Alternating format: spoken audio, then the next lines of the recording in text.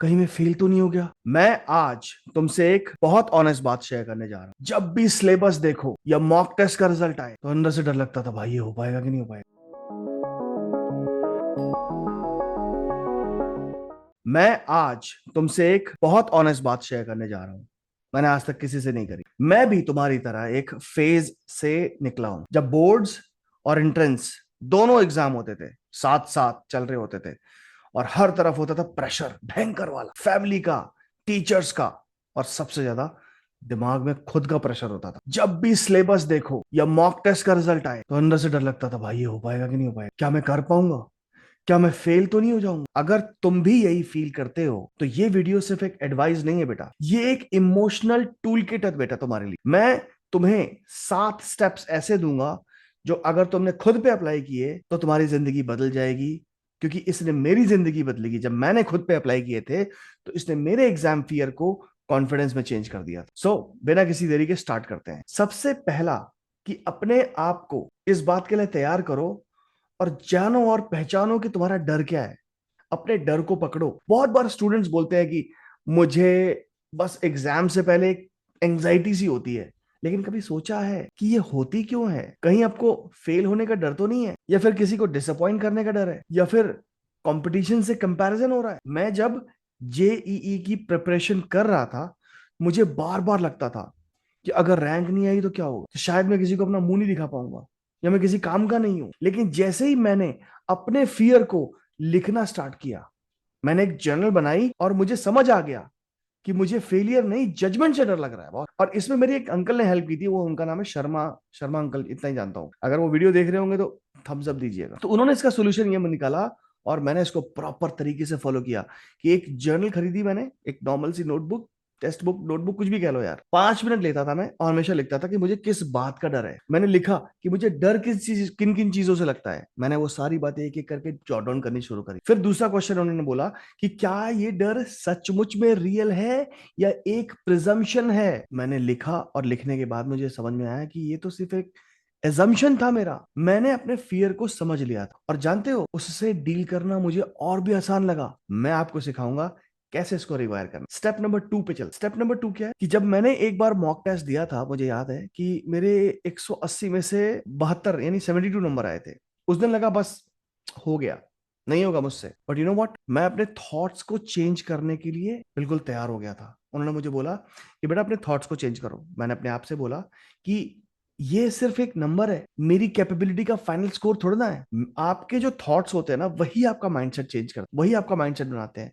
तो अगर आप बार बार सोचोगे मुझसे नहीं होगा, तो ब्रेन वही बिलीव करेगा आपसे नहीं होगा। मैंने जो किया, मैं आपको बताता हूं कि क्या किया, आप उसी को ट्राई करो। हर सुबह और एग्जाम से पहले मैं 3 एफर्मेशंस बोलता था। नंबर 1, मैं कैपेबल हूं। नंबर 2, मैं अपनी प्रिपरेशन में फेथ रखता हूं। नंबर 3, मैं एग्जाम बहुत शांति से दूंगा। शुरुआत में तो मुझे लगता था कि ये सब ऐसी है, कुछ नहीं होने वाला।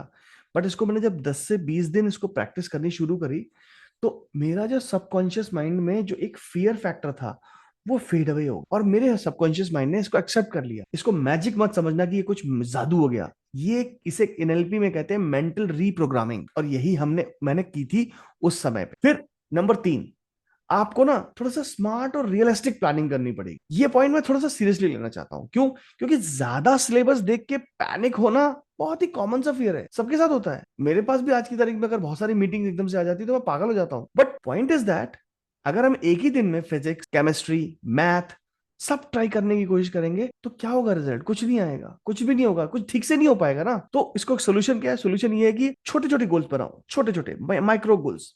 जैसे कि आज सिर्फ न्यूटन्स लॉ को कंप्लीट करेंगे हम, कल काइनेमैटिक्स की पीवाईक्यू सॉल्व करेंगे। और दूसरी चीज, एक और टेक्निक है कॉल्ड पोमोडोरो टेक्निक। आप इंटरनेट पे सर्च करोगे मिल जाएगी, बट शॉर्ट में बताता हूं।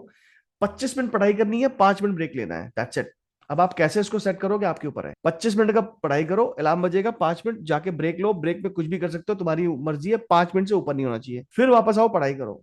अब संडे को एक रिवीजन डे बनाओ। जब आपकी प्लानिंग रियलिस्टिक होगी ना, तब असली मजा आएगा, तब आपका स्ट्रेस कम हो जाएगा, आपको मजा आने लगेगा, यार ये तो सही है। फिर नंबर 4, सिमुलेटेड मॉक एग्जाम्स। मैं एक सिंपल बात बोलता हूं, जो बैटल फील्ड में प्रैक्टिस करेगा वही जीतेगा। एग्जाम में फियर तब होता है जब उस एनवायरनमेंट के लिए हम मेंटली रेडी नहीं होते। प्रैक्टिस करते वक्त हम प्रैक्टिस कर रहे हैं 2 घंटे, 3 घंटे, 4 घंटे, 5 घंटे, पूरे दिन प्रैक्टिस चल रही है, जी हाँ। और जब एग्जाम होता है तो एग्जाम में भैया आपको उतना पर्टिकुलर टाइम मिलता है, आपको हर एक क्वेश्चन पे एक पर्टिकुलर समय देना है। कैसे होगा? स्ट्रेस होना नॉर्मल है यार, तो कैसे करोगे इसको? मैंने कैसे किया मैं बताता हूं, तुम इसको अपने हिसाब से करो। हर वीकेंड पे एक मॉक टेस्ट देता था, सेम टाइम पे, बिना ब्रेक के, पेपर पेन के साथ। मतलब एग्जाम अगर मेरा 10 बजे है, 11 बजे, जो भी है, उस पर्टिकुलर टाइम को चूज करता था, बिना किसी डिस्टरबेंस के, घड़ी लगा के, प्रॉपर तरीके से एक एक नोट बना के, और एक सेपरेट नोटबुक लेके आता था मिस्टेक्स के लिए, कि मैं गलतियां क्या कर रहा हूं। शुरुआत में मुझे स्कोर कम आ रहा था, मुझे पता था, पर धीरे धीरे कॉन्फिडेंस बिल्डअप होने लगे। So make sure your exam is your comfort zone, not a fear zone. तुम अपने एग्जाम को कंफर्ट जोन बना लोगे ना, तुम्हें कोई हरा नहीं पाएगा। फिर नंबर 5, इसको कहते हैं breath work and mental reset. एक मॉक टेस्ट से पहले मुझे याद है कि मुझे लिटरली वॉमिटिंग फील हो रहा था, हार्ट रेट इतनी फास्ट हो गई थी, हाथ ठंडे हो गए थे। तब मेरे एक मेंटर थे, उन्होंने मुझे सिखाया कि बेटा बॉक्स ब्रीदिंग कर। अच्छा, बॉक्स ब्रीदिंग क्या होती है? जैसे एक बॉक्स होता है ना, स्क्वायर शेप का, तो एक बॉक्स बनाओ ऐसे करके, और अगर आप बॉक्स ब्रीदिंग इंटरनेट पे लिखोगे ना, तो आपको उसका एक एनिमेशन मिल जाएगा, तो आप उसको भी फॉलो कर सकते हो। फंडा सिंपल है, 4 सेकंड का इनहेल, 4 सेकंड का होल्ड, 4 सेकंड का एक्सहेल, 4 सेकंड का होल्ड। इसको 2 मिनट के लिए करो, एग्जाम देने से पहले और स्टडी करने से पहले। आपको फर्क समझ में आ जाएगा। क्यों क्यों होता है मालूम है? क्योंकि इससे आपका नर्वस सिस्टम रीसेट होता है। प्लस मॉर्निंग में उठ के अपने फियर को याद करो, जैसे एग्जाम के बारे में याद करो कि मुझे आज पढ़ना है, मुझे ये सब करना है, और बोलो I am sorry, please forgive me, thank you, I love you.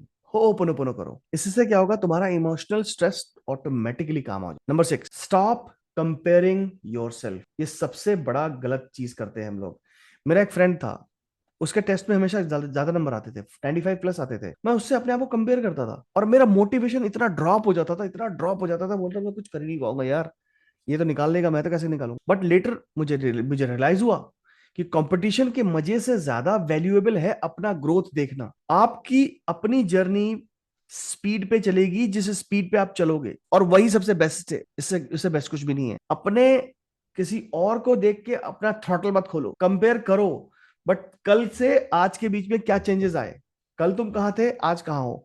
कल तुम्हारे अगर 80 आ रहे थे, आज 81% है, यू आर गुड, प्रोग्रेस है। नंबर 7, एग्जाम प्रिपरेशन के दौरान मैं कम से कम 4 से 5 कॉफी पीता था, क्योंकि मुझे नींद ना आए। नींद लेता था मैं कम से कम 5 से 4 घंटे। फिर junk food non stop, Maggi बन रही है क्योंकि रात को भूख लगेगी, तो मैगी खाओगे खाओगे। बट मुझे रियलाइज हुआ कि ब्रेन एक मसल है बॉस, इसको चाहिए फ्यूल। तो 7 घंटे की प्रॉपर स्लीप लो, 2 से 3 लीटर पानी पियो वेट के अकॉर्डिंग, हाइड्रेट रखो अपने आप को, ड्राई फ्रूट्स मंगवा लो, ड्राई फ्रूट्स खाओ, जिसमें कि अंजीर होना चाहिए, बादाम होना चाहिए, किशमिश होनी चाहिए आपको, और एक और आता है क्या बोलते हैं, पिस्ताशियो, वो खा सकते हो तो वो खाओ बढ़िया तरीके से। एसेंशियल ऑयल बॉडी में जाएगा, ब्रेन में जाएगा, और वो अखरोट, वो तो खाना ही खाना है। और लाइट मील्स लो, कार्बोहाइड्रेट को कम कर दो, बिल्कुल बिल्कुल कम कर दो।